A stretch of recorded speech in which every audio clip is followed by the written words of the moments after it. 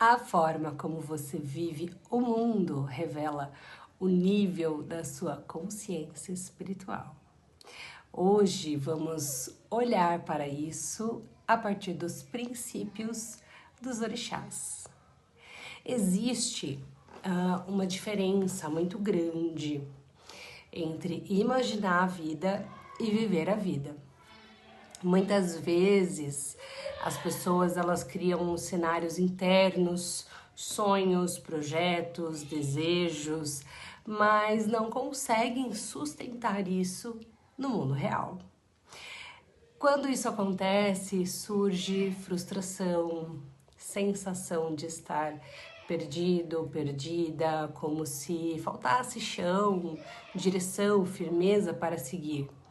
Iemanjá, quando observamos a sua relação com o mundo, falando sobre a constelação dos orixás, nos ensina exatamente sobre isso. Ela fala da capacidade de transformar o que nasce dentro em algo vívido, realizado, encarnado no cotidiano.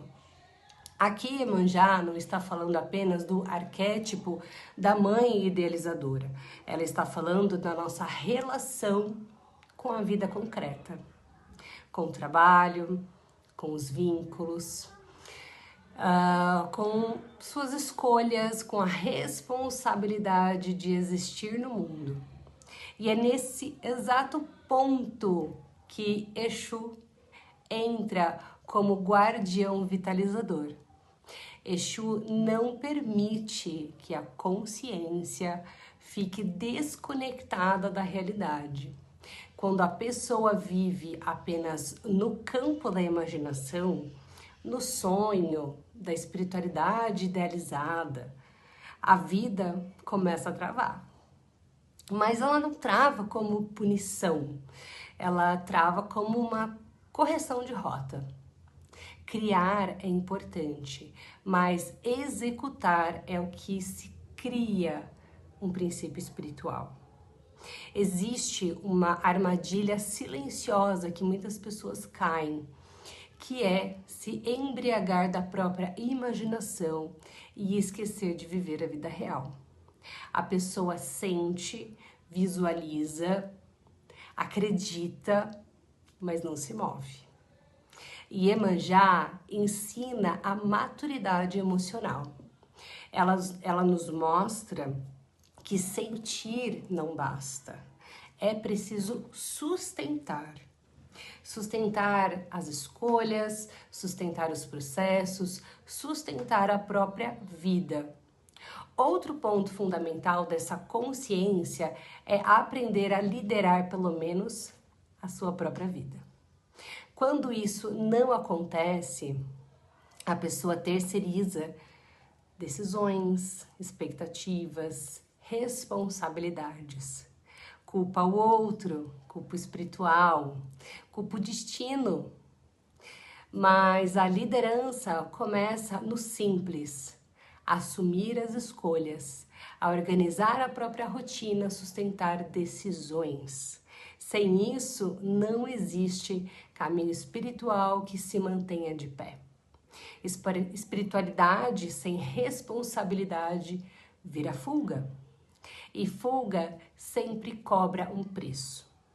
Existe também um mito muito comum dentro do caminho espiritual, que é acreditar que só talento é suficiente. Na vida material, quem prospera não é necessariamente quem tem mais talento, mas é quem tem mais determinação, quem é mais determinado, quem faz, quem insiste, quem ajusta, quem continua. E Iemanjá nos ensina que o mundo responde à constância. Talento sem estrutura gera frustração. Determinação cria caminho. Dentro da constelação dos orixás, de um dos protocolos, nós temos uma carta que traz um alerta importante. Às vezes, você não está no seu estado predominante. Está agitada, está empolgada demais, emocionalmente alterada. E nesse estado, você assume compromissos que não fazem sentido, entra em projetos desalinhados, cria vínculos que drenam sua energia. Iemanjá pede reconhecimento antes da decisão, silêncio antes do sim, presença antes do compromisso. Quando Iemanjá nos convida a sustentar a vida com consciência, ela está nos chamando para algo muito simples e muito profundo. Ela está dizendo: pare de viver pela metade. Muitas pessoas sentem muito, pensam muito, refletem muito, mas vivem pouco daquilo que elas já compreenderam.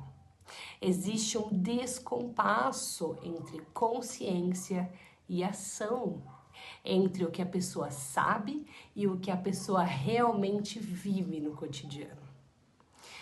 E tudo aquilo que não é vivido se acumula como peso interno.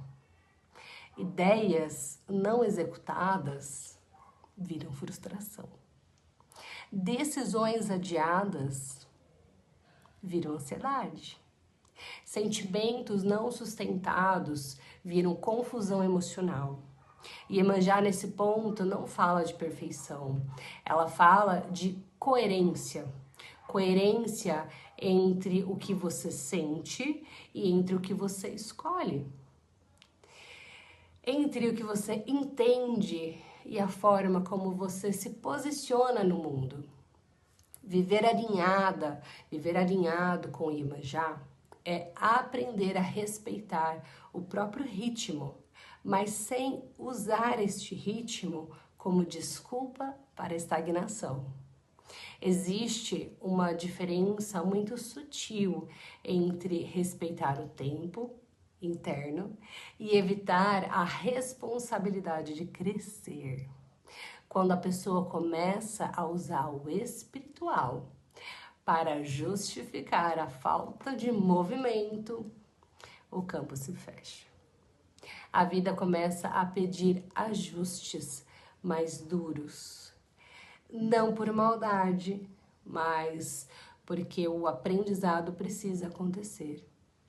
Iemanjá nos ensina que amadurecer é aceitar que sentir dói às vezes. Decidir dá medo às vezes.